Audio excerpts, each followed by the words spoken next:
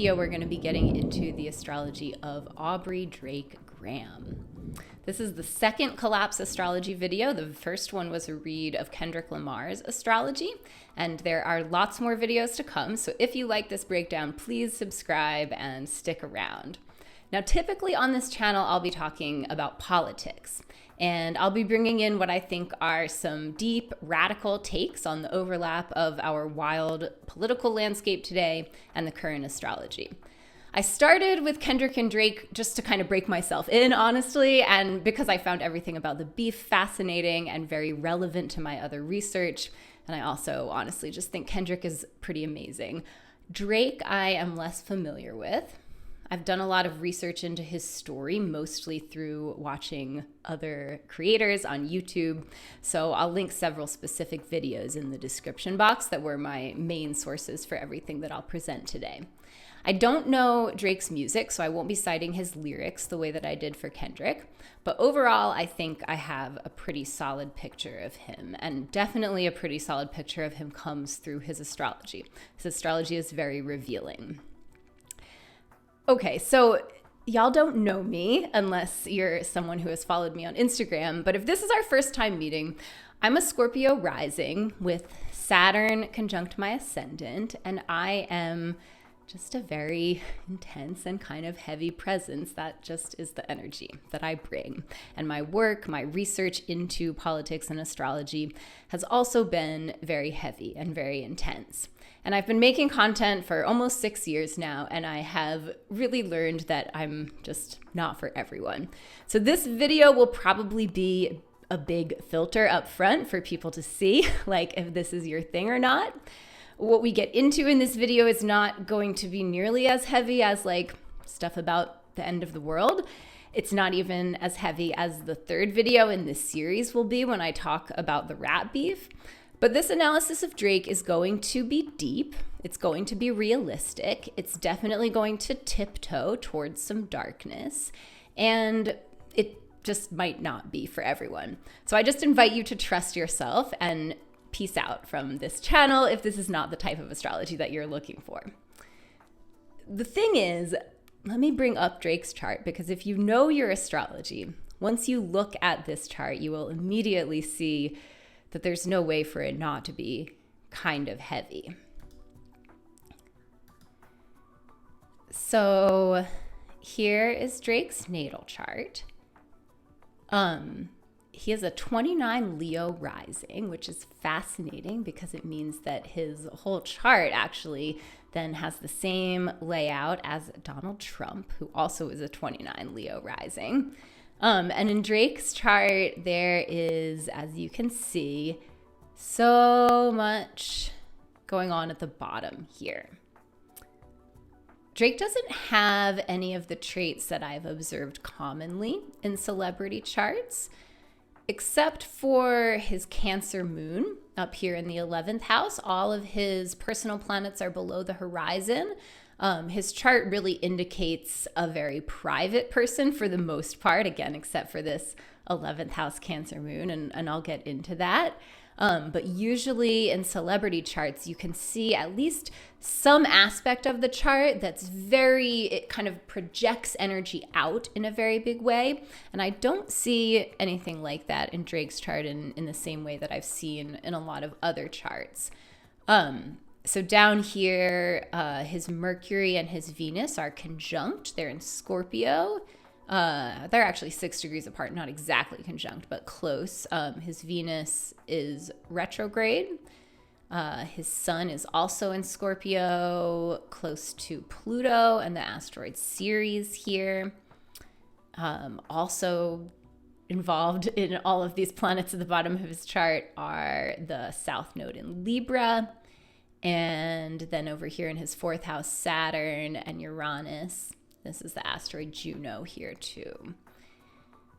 His Mars is in Aquarius, and his Mars is in a tight square to Pluto. So here's the thing. Because of where all Drake's planets are located, we absolutely have to talk about his childhood. And his childhood is very interesting. It's very influential. But also talking about his childhood in this part of his chart means we have to get into the rocky area of how his upbringing relates to who he is in the rap game. And I kind of said in my last video that as a white person, it's better if I don't comment. I don't want to critique too much on that kind of cultural stuff that I'm not really a part of. But there's no skipping over Drake's childhood and this whole aspect of his identity, given this astrology and his story. So first, let's break down his basics. We'll start with the sun, moon, and rising sign. I like to picture 3 concentric circles for understanding those 3 points in the chart. They're 3 different layers of the self. So Drake has a water moon, Cancer, a water sun in Scorpio, and then a fire in his ascendant. And that means if you picture those 3 circles and the moon is in the middle, the sun is that middle layer, the rising sign is the outermost layer. If you picture that, you can see that he has, with 2 water signs in the middle, he has a deeply emotional core. And even his ego, his psychological ego in the form of the sun, is also very emotional. And then this intense, fiery outer layer of 29 Leo rising. Now, every sign has shadow potentials. Every degree has shadow potentials. Not everyone, who has a planet at 29 Leo rising is going to be a severe narcissist, but the energy of that placement really has the potential for severe narcissism, which is definitely what we see with both Trump and Drake. It doesn't have to manifest that way, but that energy definitely has that potential. Okay, so the sun is in Scorpio. There's so much Scorpio in this whole chart. Drake is drawn to the taboo. He's very psychological. And I mean, like Kendrick says, he's a master manipulator. Now, again, and I'll just have to maybe say this every video, please remember that every time I interpret a sign in a negative way, this is not the only possible outcome for this type of energy, but I'm not reading this cold, right? I'm not reading this as if I don't know whose chart it is. I'm reading this having done a lot of research into Drake's life. So I can say clearly, like, this is master manipulator energy, all this Scorpio at the bottom of the chart. And there's also the layer of it that relates to his childhood, but we'll come back to that. The sun, just the sun itself, Scorpio, can have a tendency to be jealous or brooding.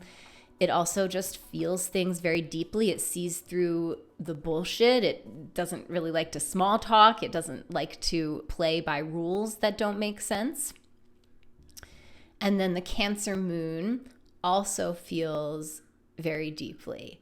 And the Cancer moon honestly makes me think of a line from, I do not remember, an early song where Kendrick sent kind of a subtle diss at Drake when he talked about putting a sensitive rapper back in his pajamas.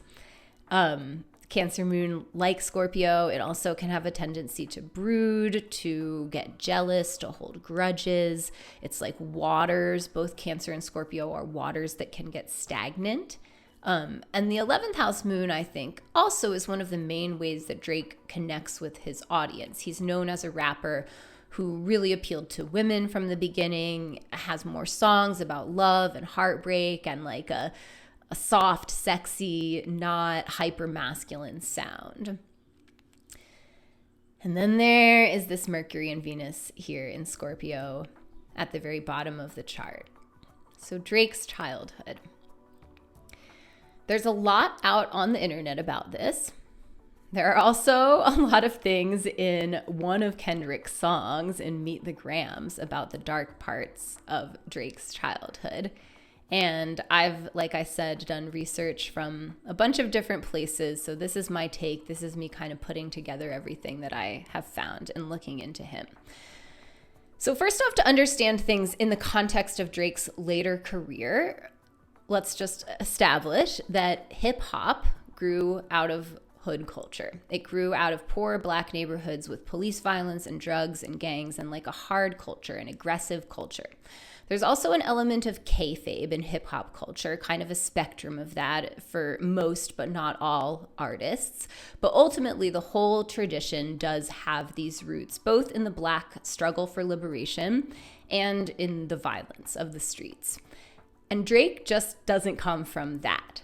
Drake's childhood is complicated, and this is not at all to judge him or to say that his childhood was easy. I think it was definitely not easy. But he doesn't at all come from the poor Black American experience where hip hop has its roots. So Drake has a Black American father who was from Memphis and a white Jewish Canadian mother. His father was a musician. He has a very musical family, a musical lineage on that side.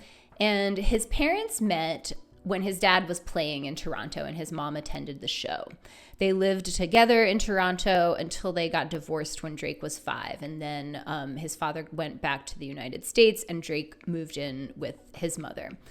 So it's important to emphasize the distinction between saying Drake isn't fully Black, so he doesn't get to belong to hip hop, biracial isn't Black, blah, blah, blah.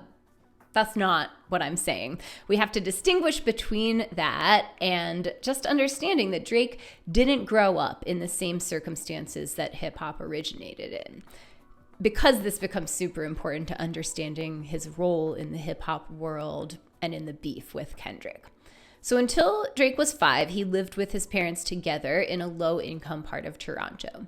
When his parents divorced, his dad left and moved back to Memphis, and Drake stayed with his mom, and they lived in a quote-unquote nice neighborhood. I think Forest Hills is the name of it, and Torontoans will recognize that as a nice, like, upper-class neighborhood. In a pretty early interview pretty early in his career, Drake describes that they lived on the bottom floor of a house that they shared with another family and said it wasn't nice, it was what we could afford. And I think that's accurate and honest. Like, I don't think we need to think that he came from a full white middle class experience on that side. But through his mom's white Jewish connections, they were able to find a decent living space, even if they were poor. And like, that's how white privilege works, right? Like, if his mother were Black, she wouldn't have had connections in that upper class neighborhood. So anyway, then Drake was a child actor. He connected through a classmate's dad who was an agent when he was a teenager. And the dad, told his son that if there's someone who makes you laugh in your class, send them to an audition.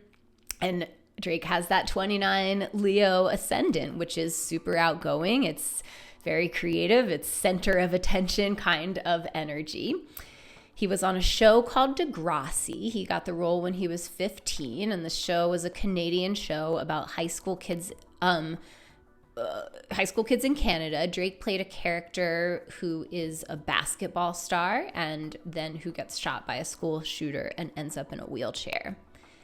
And the character and the overall circumstances of Degrassi are also definitely white, although Drake's character is obviously biracial. So there are 2 layers of his childhood in that sense. Like, he had his own personal childhood and his life on Degrassi, which was a very white scenario. Drake's dad had legal problems. He was a gambler and went to jail for several years on drug-related charges once he went back to the United States. So he wasn't fully in Drake's life when he was an adolescent. And there's some story and there's some stuff that's referenced in Kendrick's music and I think in other rap songs too about how Drake's father was, absent as a father and then came back into Drake's life when he got famous. I don't have the full scoop on that. Drake also really welcomed a reconnection with his dad when that happened, or when he, did get closer with his dad after he was famous, and he welcomed that because it helped him to prove his Blackness. But basically, Drake's whole childhood and adolescence, he was in a white identity and a Jewish identity. And there are some early interviews with him where his demeanor is just very white, and at least one where he's talking about the uniqueness of being a Jewish rapper, rapping about being Jewish, and it's just be an artist, be anything, right? Like, do you, but it is just a little funny compared to the image he puts out now, which is very like gangsta, right? So basically, he was acting. He started to want to do music instead of acting. He was in Degrassi for 8 years, I think from the time he was 15 to the time he was 23 in about 2008 or so. He was trying to make music behind the scenes and started to get more success and got signed by his first big label in 2009 and then released his first super successful album in 2010. Okay, so all of this astrology. So first of all, when there are this many planets at the bottom of the chart, you know that a person's childhood was extra impactful. There are energies bigger than the individual at play in their childhood when you see so many planets here, and especially bigger energies like Saturn and Uranus and Pluto. These can be ancestral. They can be related to immediate family and home space, which is more the fourth house of the chart. And they can also be related to extended family or other third house spaces like the neighborhood, the local community, the church group, etc. Those are all third house spaces. Also a person's kind of crew, their posse, their inner circle, that also really fits into the third house.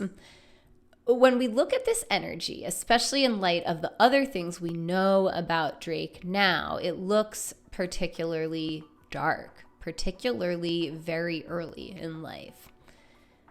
There are going to be different layers of this kind of energy that manifest once a person is biologically and physically out of the space of childhood. Typically, we say the bottom of the chart is about the root. It's about safety. It's about home base, meeting basic needs for yourself, how you create a sense of home and safety for yourself as an adult. But in a sense, there's no getting away from the original childhood imprint left by these planets. And you know, if you have planets at the bottom of your chart here, they may not be all, you know, a lot of Scorpio. It may not be the same energy as Drake's, the same vibe as this, you know, the bottom of the chart. But if you have a lot of planets here, I would guess that your childhood was, I mean, everyone's childhood is impactful, but there's going to be, like I said, a lot of like larger forces than just you as an individual that were influencing you in your earlier years. So content warning for this next part and just for the rest of this video occasionally, just for hints pretty much at CSA. So Venus retrograde and Mercury in Scorpio on the IC at this point at the very bottom of the chart, the root of the chart. This part of the chart is related to ancestors and to early childhood. The Venus retrograde, this energy that's kind of very tucked away. It feels like there's secrecy there. And obviously, this is a big part of the beef, but way before Kendrick said anything, there's been lots of discussion of Drake being someone who reads PDF files, or at the very least, DMs inappropriately young girls. So just go look that up if you don't know about it. There's lots of YouTube videos that will give you the full scoop. And Kendrick has a line in Euphoria where he says, "I believe you don't like real women. That's real competition." And another one where he says, "We hate the bitches you fuck because they confuse themselves with real women," which I read as saying that the women Drake connects with are immature, shallow, you know, not real women, not grown women in that sense. Drake has never had a public long-term relationship. He's dated a lot. He's been associated with A-listers, including Rihanna, Serena Williams, Bella Hadid, and more. But that's all been like they were seen being flirty at a party or they were out on a date.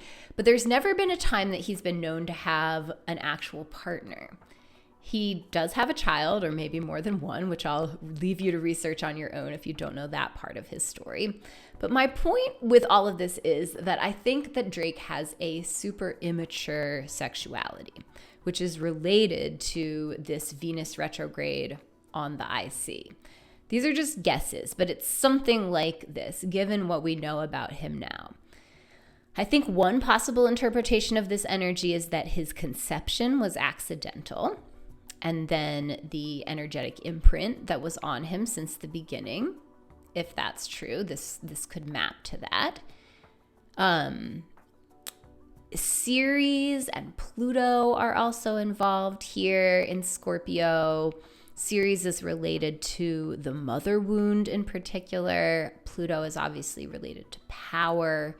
And maybe there was some element of betrayal from his mother in his childhood. That part actually goes very deep because Drake has insinuated in interviews that his mom was sick and couldn't work from the time he was a teenager. And he said that they were living off of what he was making on Degrassi. I think that's true. There are also hints that she was an alcoholic, and maybe during Drake's teen years, that was getting worse.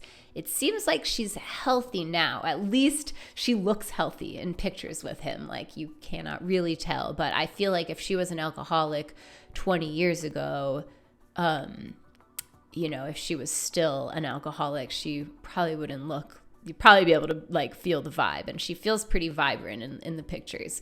So that's definitely one element of this bottom of the chart energy.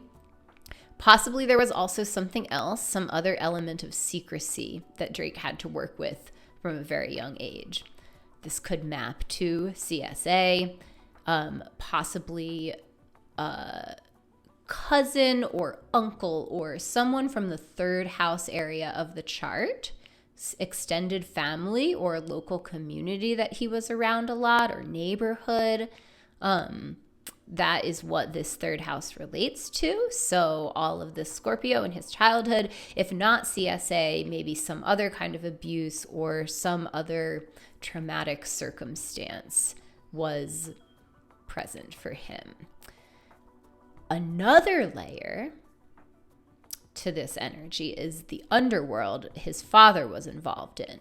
I don't think this is the street gang underworld. I think this is more the underworld of gambling parlors and drug rings and stuff that operates alongside the music and event industry, basically, because his father was very involved in that in Memphis. And so even if Drake wasn't aware when he was very young of his father's involvement in that kind of stuff, that was also an energetic imprint that was left on him. That was also, something, an energy that was present in his early childhood. So whatever happened, this Venus retrograde feels to me like this is someone who never grew up emotionally. He's got this super outgoing 29 Leo rising. That's kind of the first layer of energy that people would encounter when they meet him. And that is the kind of energy that makes everybody like you, makes everybody feel fun and joyful and wanting to follow you, wanting to be around you. I always say like Leo is the campfire that everybody wants to gather around. There's a lot of like warmth and life-giving energy there.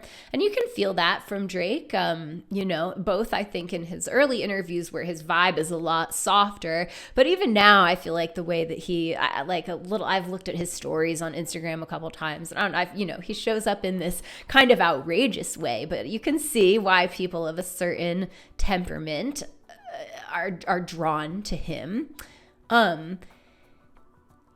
But that kind of outer layer of energy can make a person assume that he is all love and friendliness. And then you get into these deeper layers of himself and it's not the same frequency. And I think that when it comes to actual intimacy, emotional intimacy, physical intimacy, both of these are represented by Venus. I bet that he is very immature and wounded. Now, not every natal chart with this configuration would necessarily be the same, right? I'm just matching this to what is known about Drake's early life. And if you have this kind of configuration, I would bet that something major and impactful from your early life, is there. And you've had to work with that as an adult as part of an ongoing process. So going back to the immature sexuality, it's just that I can easily see in this astrology how there could be a part of him that never grew up. Especially because as a teenager, Drake was already becoming a star and he was getting that ego growth. And probably very early on, he found it easy to have sex with women and avoided needing to go any deeper in his development of himself or needing to face any of his own sexual shadows. And I think this is a common story for men much less famous than Drake, but with similar wounds. I think that if it's easy for them to get their sexual needs met without having to deepen into partnership, a few decades can go by where they play the field and, enjoy being wanted and chased. But then at a certain point, they're getting too old. At a certain point, you can really only date younger women because older women can tell if you're a master manipulator. They can tell if you're not mature, if you're not, they can tell that you are not what they're looking for. And it makes me think of Leonardo DiCaprio. So also Leo, is he a Leo? I feel like he probably is. But Leonardo DiCaprio, he's obviously got some kind of issue. He's basically continued dating women between the ages of 19 and 24 over the past 20 years. And I don't, know that he reads PDF files. I don't know about his past, but if you don't mature as a man, that is just what's going to happen.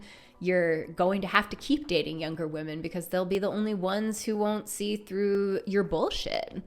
So I feel like Drake has reached that threshold at this point where it's a little odd. It's a little weird that he's never had a long-term relationship. At this point in his life, he might be on some whole other shit, which we'll get into in the next video. But so Drake got his role in Degrassi at age 15. That was his Saturn opposition. So Saturn was transiting his 10th house up here in Gemini in the early 2000s. It was opposing his natal Saturn, then it opposed his natal Uranus. And I'm pretty sure that this was the time that his mom was not well. Maybe her condition was getting worse.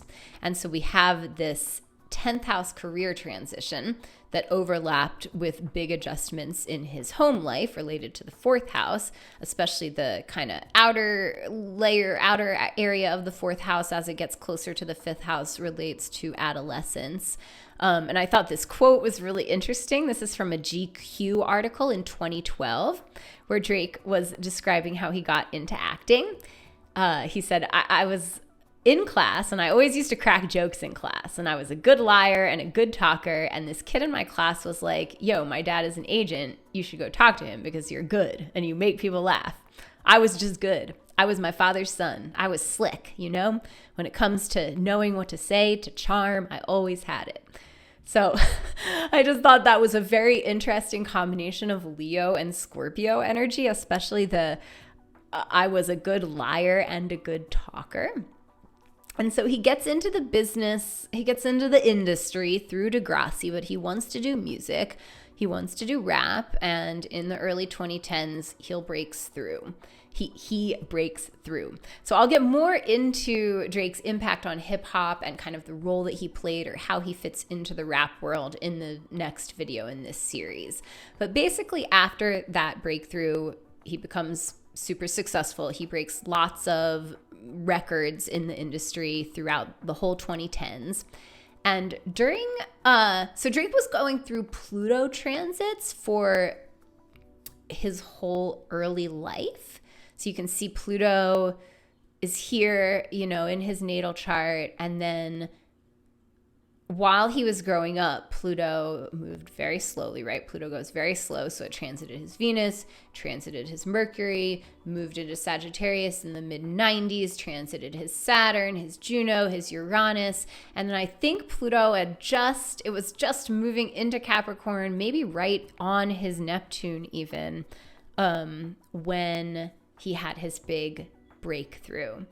So that's pretty interesting that he kind of broke through when those Pluto transits ended. Also, he broke through when Pluto was opposite his Lilith. And if you'll remember in Kendrick's video, I talked about Lilith. They both have Lilith at the same degree, at 29 degrees of Gemini. And so when Pluto was directly opposite this point was when Drake broke through.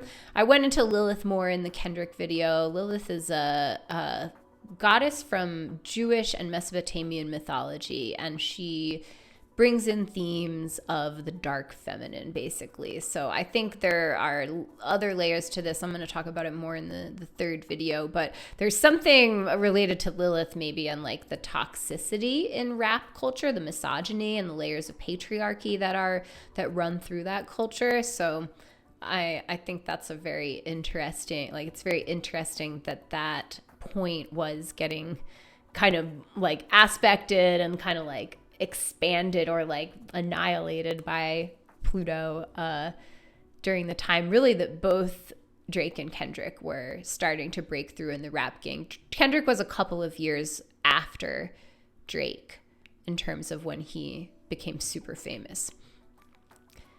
And so after that, Drake kept getting bigger all through the 2010s. And starting in about 2012, Saturn was moving through Scorpio and then through Sagittarius and aspecting everything at the bottom of this chart. And you wouldn't necessarily expect that correspondence.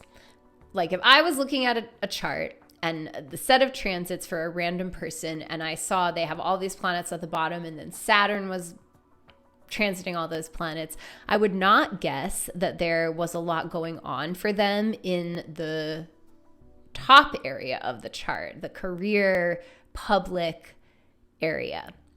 I would guess that person would have to be very internally focused, doing work on themselves, maybe related to childhood or their home space. It would be very private work. That would be my guess. But for Drake, it's like his career was made through whatever was happening down here. So I think there's a couple layers to that. I think this stuff on the bottom of the chart is really interesting in light of the accusations of Drake having ghostwriters. And I also think it relates to Drake's connection to organized crime. Not the Black American culture that hip hop comes from, the world of gangs, not that underground, a different underground, the mob underground. So rumors of Drake being connected to Toronto organized crime are floating around the internet, and he's bragged about that in his music, I think a lot of times, but in particular, he has a pretty recent song called Mob Ties that is definitely insinuating exactly what that title says.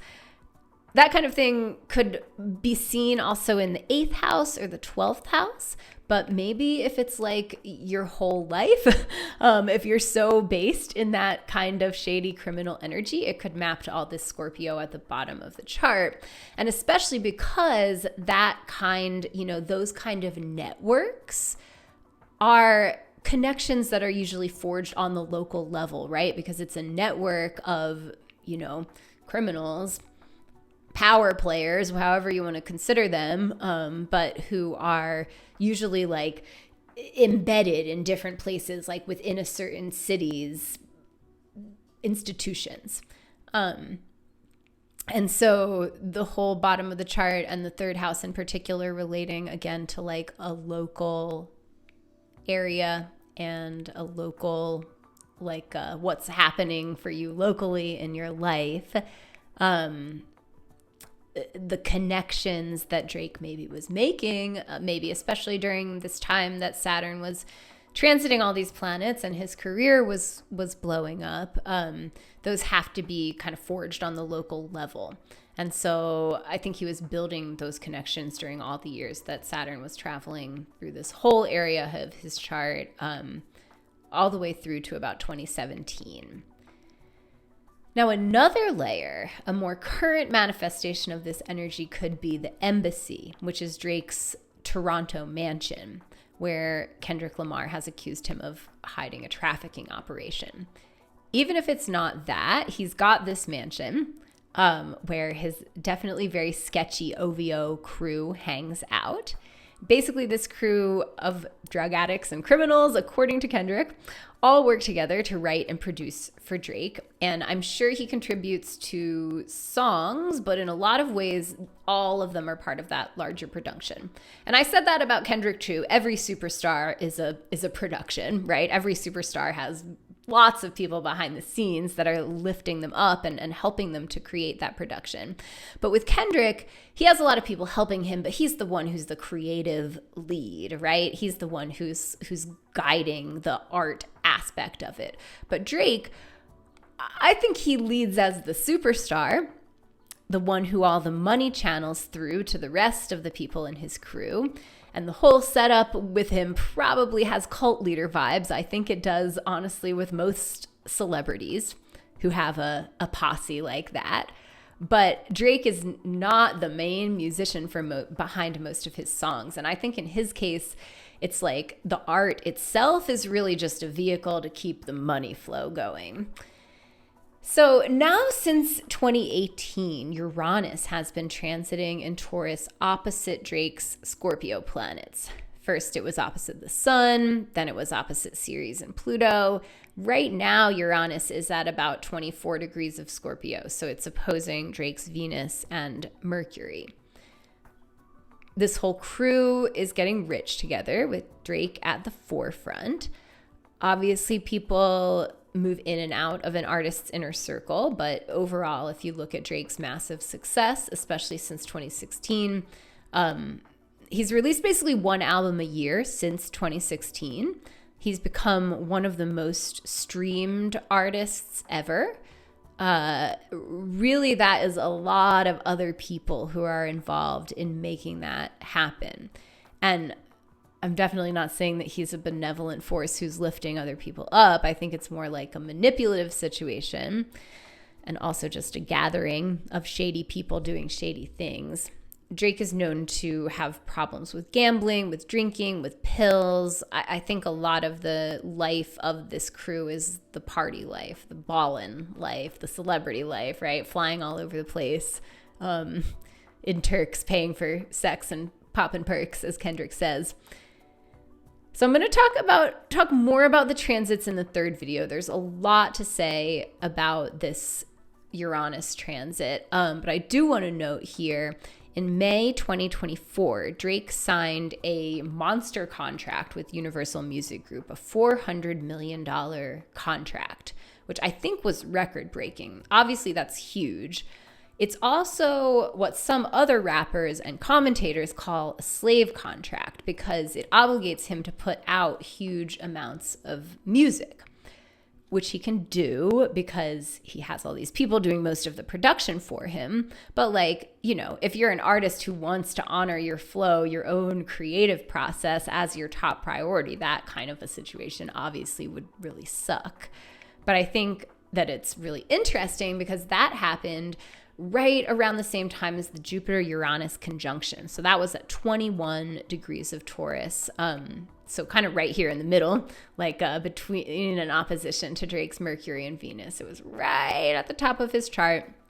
Very big kind of explosive energy in that conjunction, which peaked on April 20th. So that's right in line with when he signed this big contract just like a week or two later.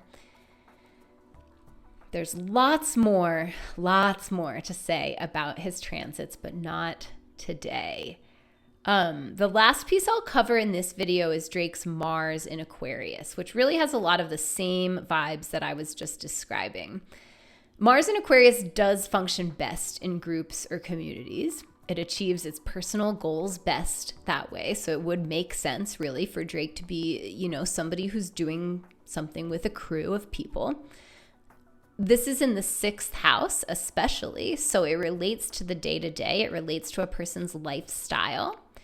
And I think I've described Mars in Aquarius before as like wanting a posse. And that does seem like exactly what Drake has going on. Aquarius, in my experience, is a very wide and welcoming energy. It's generally very likable, which I think is something that Drake embodies in his earlier interviews, especially. I think it's one of the things in his chart that people relate to. And it also speaks to his quirkiness, which I feel like he's had some quirkiness that maybe was more lovable in the past. It does feel reminiscent of his like wearing barrettes these days or painting his fingernails, but also that stuff is actually something much darker, and that is what we'll get into in the 3rd video in this series. So if you liked this read, please hit subscribe and hit the notification bell to see when our next video releases. There will be a 3rd video in this set coming in a few weeks, but before that, I'll try to have 2 other interesting chart reads coming out. One will be a chart read for AOC, and the other one will be for Elon Musk. And then over the course of the summer, we'll be releasing a set of 5 videos about the United States presidential election, with chart reads for each candidate, plus breakdowns of the charts for both the election in November and the inauguration in January. So if that sounds interesting to you, please stick around. All right, y'all. Until next time.